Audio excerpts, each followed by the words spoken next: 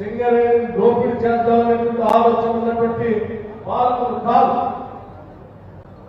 ఆనాడు CSP leader గా ప్రతిపక్ష నాయకుడిగా ఆదిలాబాద్ జిల్లాలో నా సుదీర్ఘమైనటువంటి పాదయాత్ర చేసినటువంటి సందర్భంలో నేను అనేక మంది కార్మిక సోదరులు కలిశాను, బొగ్గుబాయిని సందర్శించాను. కార్మిక సోదరుల గుండె చప్పుడు విన్నటువంటి వ్యక్తిగా ఆనాడే వారికి మాటిచ్చా, తప్పనిసరిగా వచ్చేది ప్రజాప్రభుత్వం ఇందిరమ్మ రాజ్యం. ఆ రాజ్యంలో సింగరేణి సంస్థని కాపాడుకుంటాం, సింగరేణి సంస్థని తెలంగాణ రాష్ట్ర ప్రజల ఆస్తిగా తీర్చిదిద్దుతామని చాలా స్పష్టంగా చెప్పాం. ఏ దోపిడీదారులు, ఏ గవర్నస్తాల చేతుల్లో, ఏ డేగల చేతుల్లో సింగరేణిని పడలేమని చాలా స్పష్టంగా చెప్పాం. చెప్పినట్టుగా మీరు సింగరేణిని కాపాడుకుంటూ వస్తా ఉన్నాం. సింగరేణి కార్మికుల ఆరోగ్యం గురించి ఆలోచన చేశాం. భారతదేశంలో ఏ సంస్థ కూడా ఆలోచన చేయని విధంగా ఒక సింగరేణి కార్మికుడు దురదృష్టవశాత్తు, ప్రమాదవశాత్తు ఏదైనా జరిగితే 1,25,00,000 ప్రమాద బీమాని మొట్టమొదటి చరిత్రలో సింగరేణి కార్మికుల కోసం ప్రవేశపెట్టింది ఈ ప్రజాప్రభుత్వం. ఈ సందర్భంగా అనేక మందికి చెక్కులు కూడా ఇచ్చారు, దాదాపు 40 నుంచి 45 కోట్ల రూపాయలు. అంతేకాదు 10 లక్షల వరకు మిగతా ఇన్సూరెన్స్ కూడా చేశాం.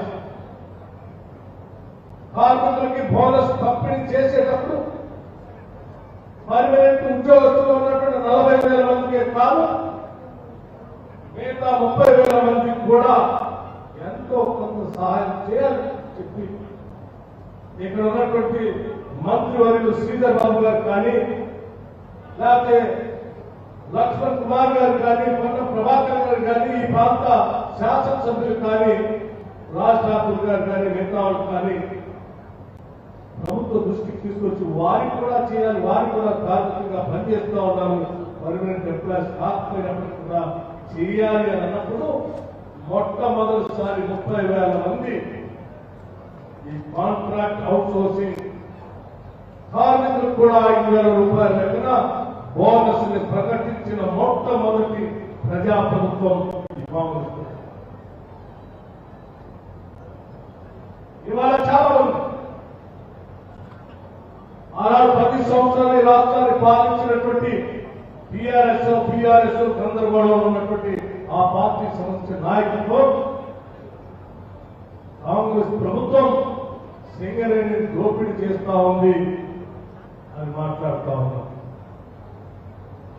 పొత్తులు వేస్తే సాయంత్రం పోరాడి తెచ్చుకున్న తెలంగాణ రాష్ట్ర ఆస్తుల్ని, వ్యవస్థల్ని, వనరుల్ని పూర్తిగా దోపిడీ చేసి ఆ విధ్వంసం చేసిన తర్వాత ప్రజలు గమనించి వీళ్ళ చేతుల్లో తెలంగాణ రాష్ట్రం ఉంటే ఇంకా అన్యాయమైపోతుంది, ఈ రాష్ట్ర భవిష్యత్తు గురించి ఆలోచన చేసి రాష్ట్రాన్ని కాంగ్రెస్ పార్టీ చేతిలో ఈ ప్రభుత్వాన్ని పెట్టకపోతే ప్రజలు ఇంకా నష్టపోతారనేటువంటి ఆలోచనతో యావత్ ఈ రాష్ట్రంలో ప్రజానికం గమనించి ఈ దోపిడిని అర్థం చేసుకున్న తర్వాతనే ఈరోజు ప్రజాప్రభుత్వాన్ని ఓటు చేసి గెలిపించి అక్కడ కూర్చోబెట్టి ప్రజా సంక్షేమం కోసం వాళ్ళు పాలన అందిస్తా ఉంటే అధికారం కోల్పోయినటువంటి మీరు రోజుకు ఒక కట్టుకథను అల్లి అబద్ధాలను పోగేసి రోజుకు ఒక శాఖ మీద మీకున్న సొంత మీడియా వ్యవస్థల ద్వారా కట్టుకథలు అల్లి రోజు ప్రజా కార్యక్రమాలు చేసే కార్యక్రమం చేపట్టారు. హరీష్ రావు గారు 10 సంవత్సరాలు మంత్రిగా చేశారు. మంత్రి హోదాను కూడా మర్చిపోయి అబద్ధాలు పోగేసి ఇవాళ అబద్ధాలు రావు గారులాగా రోజుకు ఒక అబద్ధాన్ని ప్రచారం చేసుకుంటూ వస్తాం. నేను అడుగుతా ఉన్నాను సూటిగా, ఇవాళ సింగరేణికి నష్టం చేసింది ఎవరైనా ఈ భారతదేశంలో ఉన్నారంటే అది కేవలం టీఆర్ఎస్ పార్టీ నాయకులు తప్ప మరెవరు సింగరేణికి నష్టం చేయరు.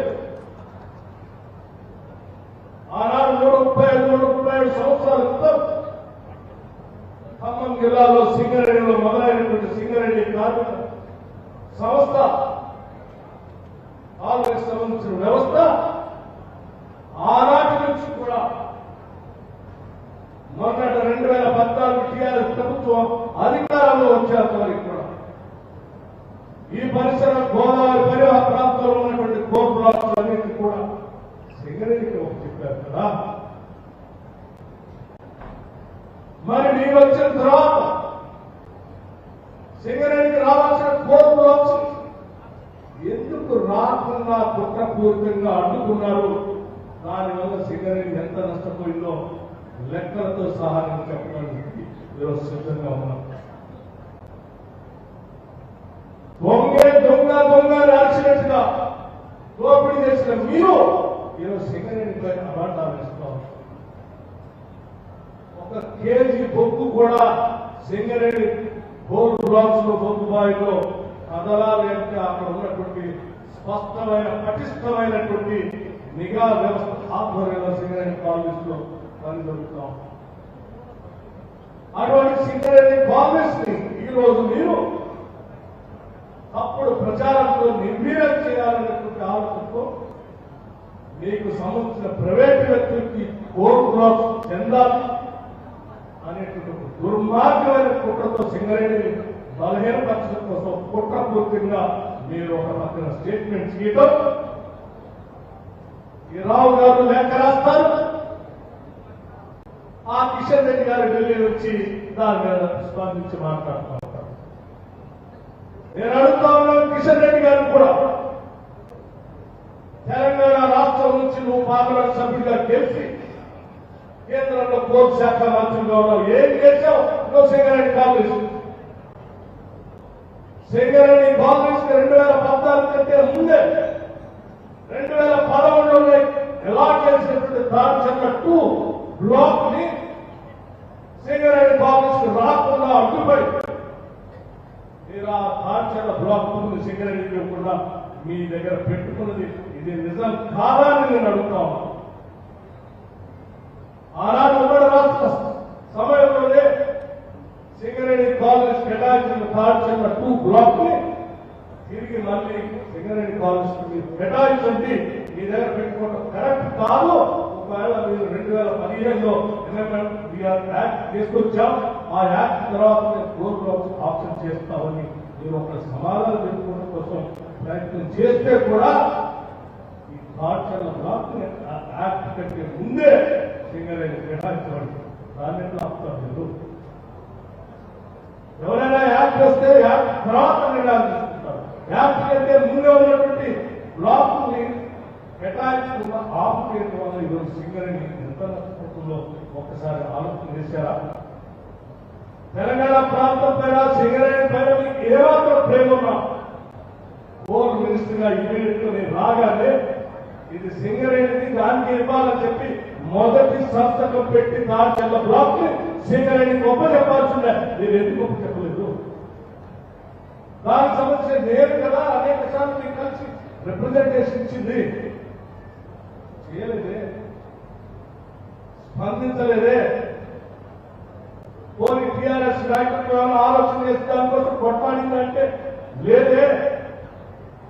2014లో మీరు అధికారంలోకి వచ్చి 2023లో దార్చర్ల 2 బ్లాక్ సంపాదించి సింగరేణికి ఇద్దామని ఆలోచన చేయకపోగా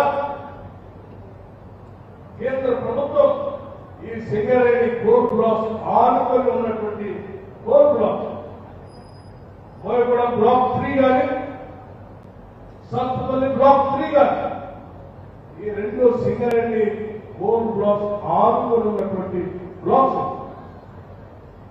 సోయి ఉన్నటువంటి ఎవరైనా సింగరేణి కాలేజ్ సంబంధించి ముందు ఆమె సొంతం చేసుకోవడం కోసం కొట్లాడు ఓనీలు కొట్లాడలేదు.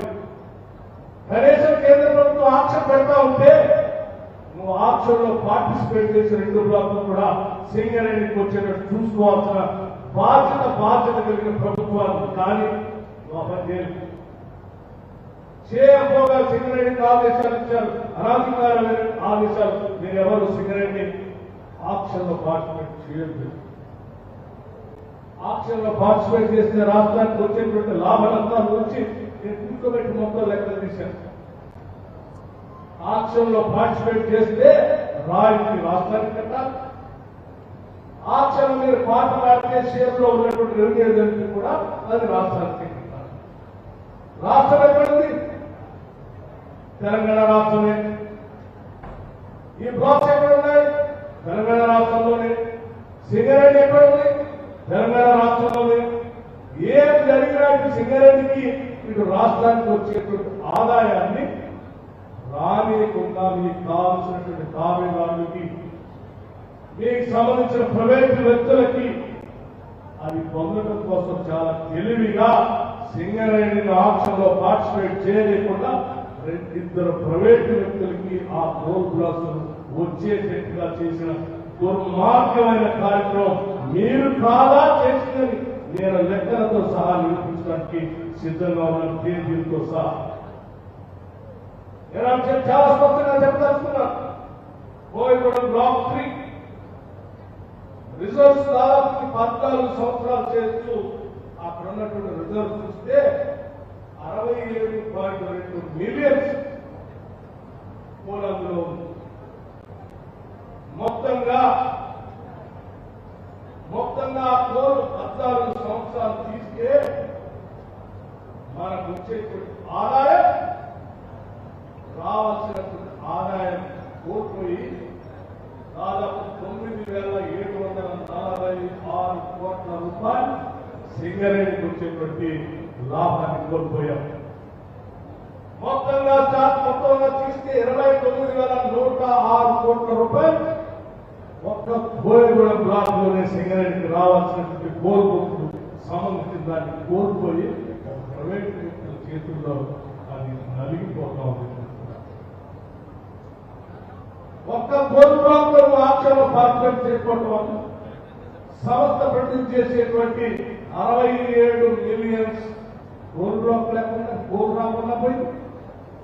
29,106 కోట్ల రూపాయలు ఉత్పత్తి విలువ కలిగినటువంటి బొగ్గు సింగరేణి కోల్పోయి తద్వారా వ్యాపారంలో దాదాపు 19,360 కోట్ల రూపాయల లాభాన్ని. ఇది మీరు సింగరేణి చేసినటువంటి ద్రోహం, అన్యాయం. ఎవరు కట్టబెట్టారని?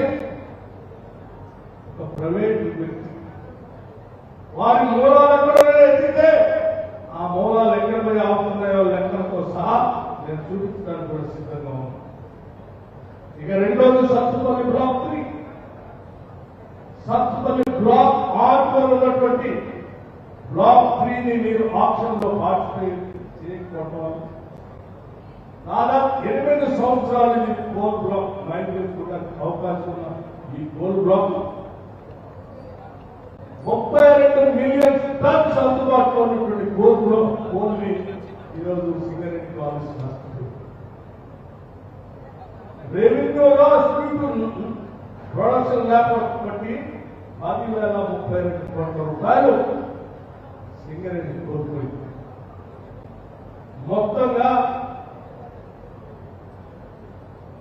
దీని వ్యవస్థ మొత్తంగా చూస్తే వచ్చేటువంటి లాభం 2,624 కోట్ల రూపాయలు సింగరేణి నష్టపోయింది.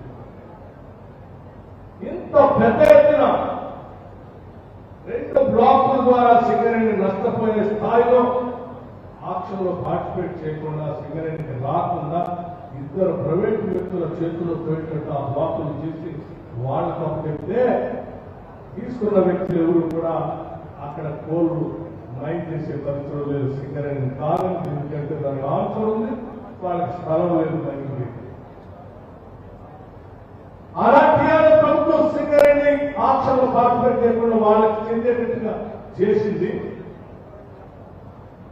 మేము వచ్చిన తర్వాత కిషన్ రెడ్డి గారిని కలిసి మీ కండిషన్ ప్రకారం ఆప్షన్ చేసుకున్నటువంటి వాళ్ళు తొక్కులేకపోతున్నారు, టైం కూడా అయిపోయింది, తిరిగి సింగరేణికి కేటాయించండి అని చెప్పి రాతపూర్వకంగా నేను కదా మిమ్మల్ని కలిసి 2 బ్లాక్లు సింగరేణికి ఇవ్వని చెప్పి అడిగింది. మరి ఇంత వరకు కూడా ఆ బ్లాక్లు సింగరేణికి ఎందుకు ఇవ్వలేకపోతున్నారు? కోల్ మంత్రిగా మీరు ఈరోజు కేంద్రంలో తెలంగాణ నుంచి ప్రాతినిధ్యం వహిస్తుంది. ఇది కేవలం టీఆర్ఎస్ నాయకత్వం బీఆర్ఎస్ నాయకత్వం కలిసిపోయి మమేకమై అంతిమంగా ఈ ఇద్దరు సింగరేణి మీద కుట్ర చేస్తూ తెలంగాణ రాష్ట్రానికి సంబంధించినటువంటి ఈ సంస్థని వ్యవస్థని ఒక కుట్రపూర్తంగా ఈ రాష్ట్ర ప్రజలకు చెందకుండా ప్రైవేటు వ్యక్తులకి ప్రారంభం చేయాలనేటువంటి కుట్ర చేస్తా ఉంటే ఆ కుట్రని అడ్డుపడి ఆపుతున్నందుకే కాంగ్రెస్ ప్రభుత్వం పైన ప్రజా ప్రభుత్వం పైన మీరిద్దరు కలిసి తప్పుడు ఆరోపణ చేస్తా ఉంటే ఆ ఆరోపణ చేసిన వ్యక్తిగా ఈరోజు నేను వాస్తవాలు ఈరోజు నేను ముందు పెట్టాను.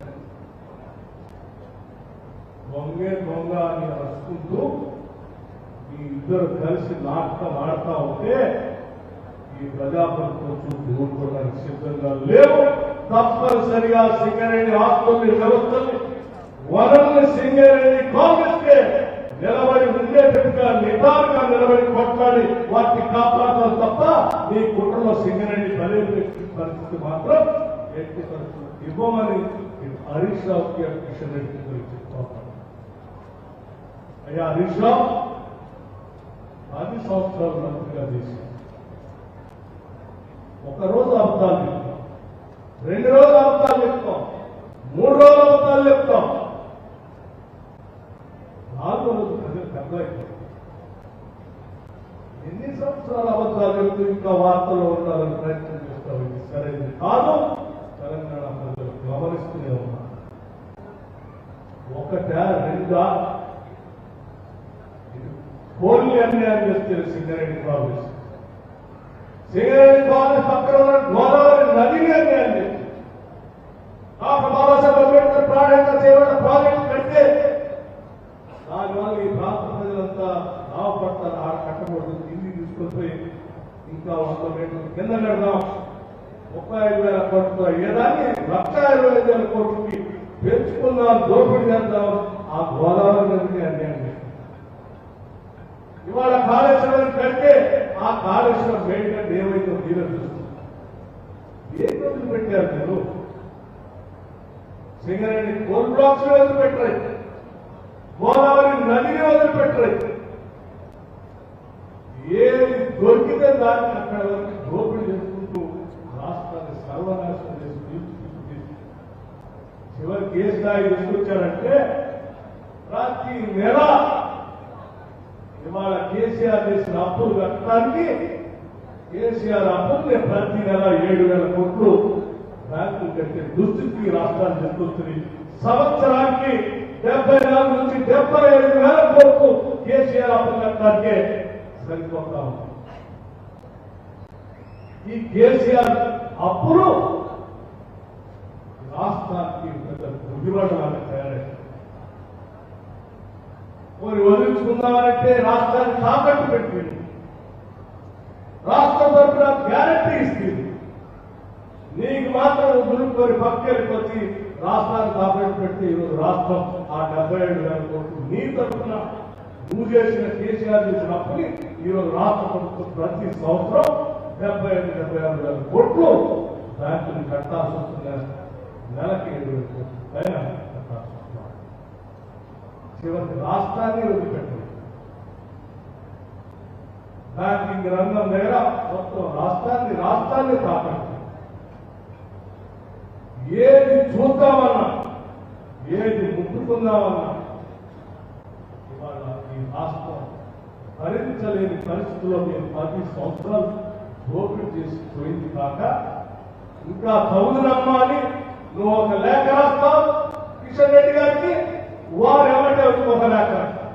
ఇద్దరు కూడబట్టుకొని ఏం చేద్దామని తెలంగాణ రాష్ట్రాన్ని మీ ఆటలు సాగలేని ఇక్కడ ఉన్నటువంటి ప్రజాపక్షంతో పనిచేస్తున్నటువంటి కాంగ్రెస్ పార్టీ, కాంగ్రెస్ ప్రభుత్వం ఇక్కడ వనరులు, సంస్థలు, వ్యవస్థల ప్రజాస్వామ్యాన్ని కాపాడుకునే దిశలో ముందుకు వెళ్తాం.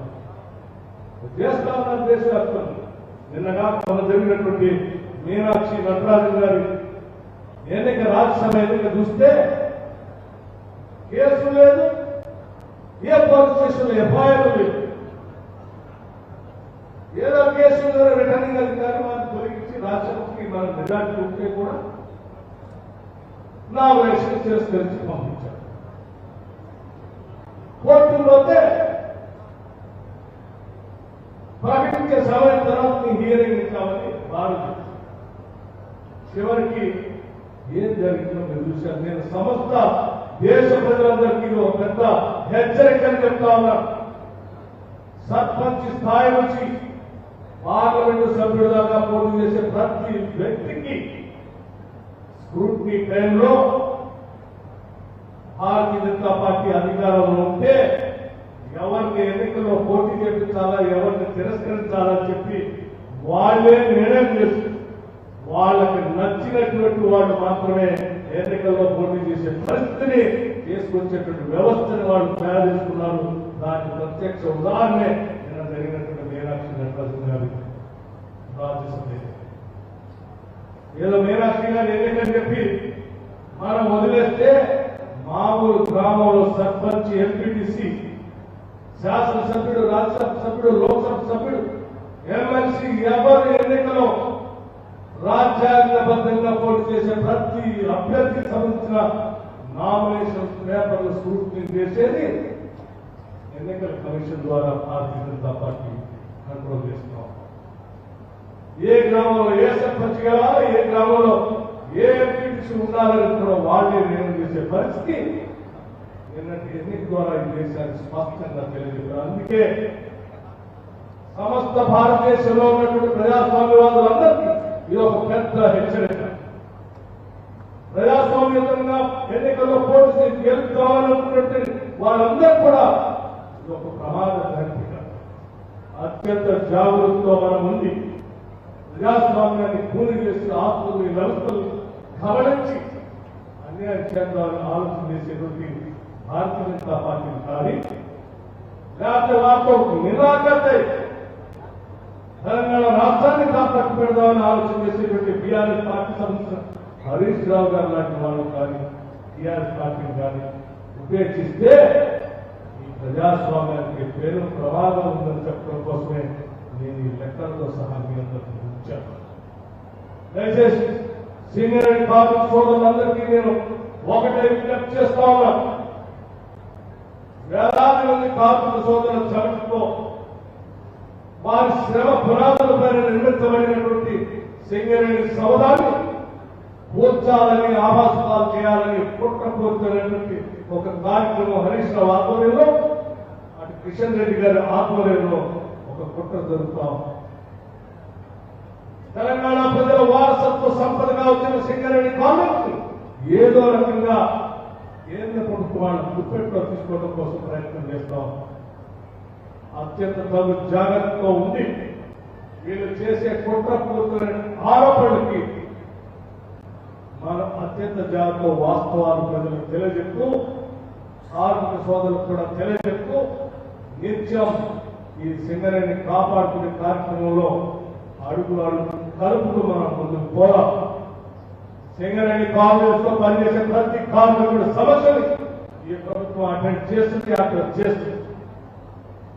ఇవాళ డిపెండెంట్ ఉద్యోగస్తులకు సంబంధించినటువంటి సమస్య పైన 335 మందికి ఇవాళ ఉద్యోగ నియమన పత్రాలు ఇచ్చాం. భవిష్యత్తులో కూడా డిపెండెంట్స్ సంబంధించినటువంటి మెడికల్ ఇన్వాల్యుయేషన్ సంబంధించినటువంటి కార్యక్రమాన్ని పెద్ద ఎత్తున ఒక తప్పుడు ప్రచారం చేస్తా ఉన్నాను. నేను అందుకే ఈ పరిసర ప్రాంతాలకు సంబంధించినటువంటి మంత్రివర్యులతో, శాసనసభ్యులతో సమావేశం పెట్టి కార్మికులు అసలు సమస్య ఏంటి, వాళ్ళకి కావాల్సింది ఏంటి అని వారందరితో చర్చించిన తర్వాత యాజమాన్యాన్ని ఒక డైరెక్షన్ ఇచ్చాం. మెడికల్ ఇన్వాల్యుయేషన్ అనేది కార్మికుల యొక్క రైట్, దానికి సంబంధించిన రైట్ ని మనం ఎవరు కాదనడానికి వీల్లేదు. కావాల్సిన విధంగా న్యాయబద్ధంగా మెడికల్ ఇన్వాల్యుయేషన్ బోర్డుని మీరు వెంటనే ప్రారంభించింది. వాళ్ళకి కావాల్సిన విధంగా చర్యలు తీసుకోవడానికి చెప్పారు. అట్లాగే మార్పులకు సంబంధించిన మరొక సమస్య ఉందంటే అనేక దశాబ్దాలుగా పెండింగ్ ఉన్నటువంటి ఈ సమస్య పైన కూడా లోతుగా అధ్యయనం చేసి న్యాయబద్ధంగా భవిష్యత్తులో లీగల్ ఇష్యూస్ కూడా ఎరేజ్ కాకుండా ఉండటం కోసం అవసరమైతే ఒక అధికారులతో కూడినటువంటి కమిటీని నియమించడమే కాదు, ఆ కమిటీలో యూనియన్స్ సంబంధించినటువంటి ప్రతినిధులు కూడా కమిటీలో వేసి మీరందరూ స్టడీ చేసి కూలంకషంగా రిపోర్ట్ సబ్మిట్ చేయండి. తప్పనిసరిగా దానికి న్యాయబద్ధంగా రాష్ట్ర ప్రభుత్వం నిర్ణయం తీసుకుంటుందని కూడా ఈ సందర్భంగా బోర్డు వారితో కూడా మాట్లాడుతుందని కూడా చాలా స్పష్టంగా చెప్పడం. సింగరేణి కాలేజ్ సంబంధించినటువంటి బోర్డు స్వతంత్ర ప్రతిపత్తి కలిగినటువంటి బోర్డు. వారి రోజువారీ నిర్ణయాల్లో కానీ కార్యకలాపాల్లో కానీ ప్రభుత్వం జోక్యం చేసుకోదు. ప్రభుత్వానికి సమయం కూడా ఉంది. వారి రోజువారీ కార్యకలాపాలు వారికి ఉన్నటువంటి ఆ బోర్డుకు సంబంధించినటువంటి వ్యవస్థ ఆనాడే ఎప్పుడో 135 సంవత్సరాలతో నిర్ణయించుకున్న దాని ప్రకారం స్వయం ప్రతిపత్తి వారి నిర్ణయాలు వారు తీసుకుంటుపోతారు. బ్రాడ్ అవుట్ లైన్ తప్ప రోజువారీ నిర్ణయాలతో ఈ ప్రభుత్వాలు తలపుచ్చే వ్యవస్థ కూడా లేదు. ఈ బోర్డు అత్యంత పటిష్టంగా ఉన్నటువంటి వ్యవస్థ ఇది. ఈ పాలనా వ్యవస్థ కింద స్థాయి నుంచి బోర్డు స్థాయి మీద కూడా అత్యంత పటిష్టంగా ఏర్పాటు చేసుకున్న వ్యవస్థ కాబట్టి స్వాతంత్రం రాకముందే ఏర్పాడైనటువంటి సింగరేణి కాలేజ్ స్వాతంత్రం వచ్చిన తర్వాత కూడా ఇంకా కట్టుకొని నిలబడదంటే మీ బోర్డు స్వయం ప్రతిపత్తి కలిగి స్పష్టమైనటువంటి ఒక వ్యవస్థని ఏర్పాటు చేసుకోగలిగింది కాబట్టి బతికి ముందు పోగలం. అంతేకాదు రాష్ట్ర విభజన జరిగితే కూడా అనేక ఇబ్బందులు కూడా తట్టుకొని ఆ బోర్డు స్పష్టంగా ముందు పోగలం. అటువంటి స్వయం ప్రతిపత్తి కలిగినటువంటి అద్భుతమైనటువంటి ప్రభుత్వ రంగ సంస్థ తెలంగాణ ప్రజల ఆస్తి ఇది. తెలంగాణ రాష్ట్ర ప్రజల స్వంత వనరు ఇది. దీన్ని తెలంగాణ ప్రజలకి తెలంగాణ రాష్ట్రానికే ఉండేటట్టుగా పటిష్టంగా నేను పునాదులు వేస్తాం తప్ప పొరపాటు కూడా ఇందులోకి గద్దల్ని దేగల్ని దళారుల్ని దోపిడిదారుల్ని ఈ ప్రజాప్రభుత్వం అంతకాలం ఎట్టి పరిస్థితుల్లో ఎంకరేజ్ చేయదు రాలేదు. తప్పనిసరిగా ఈ సింగరేణి కాంగ్రెస్ నిలబెట్టడం కోసమే ఈ ప్రజాప్రభుత్వం నిలబడుతుందని కూడా మీ అందరికీ నేను మాటిస్తూ భవిష్యత్తులో కూడా ఈ కార్మిక సోదరులు కానీ యాజమాన్యం కానీ ఎప్పుడు ఏ సమస్య ఉత్పన్నమైనా అత్యంత డెమోక్రటిక్ గా అవసరమైతే కమిటీ వేసి కార్మికులు కూడా అందులో భాగస్వామ్యం చేసి ఒక విధానపరమైన నిర్ణయం మీరందరూ ఆలోచన చేసి స్పష్టంగా ప్రభుత్వం తీసుకుని వస్తే అత్యంత ప్రజాస్వామ్యంగా అమలు చేయడానికి కూడా ఈ ప్రభుత్వం సిద్ధంగా ఉందని కూడా ఈ సందర్భంగా మీ అందరికీ మనవి చేస్తూ సమయం చాలా ఎక్కువైనప్పటికీ కూడా ఇంతసేపు కూర్చొని విన్నందుకు మీ అందరికీ నా హృదయపూర్వకమైనటువంటి అభినందనలు తెలియజేస్తూ సింగరేణి మనది, మనం దీన్ని కాపాడుకుందాం, ముందుకు తీసుకొని పోదాం అని చెప్పి మీ అందరికీ గౌరవంగా తెలియజేస్తూ ముగిస్తా ఉన్నాను. నమస్కారం, ధన్యవాదాలు.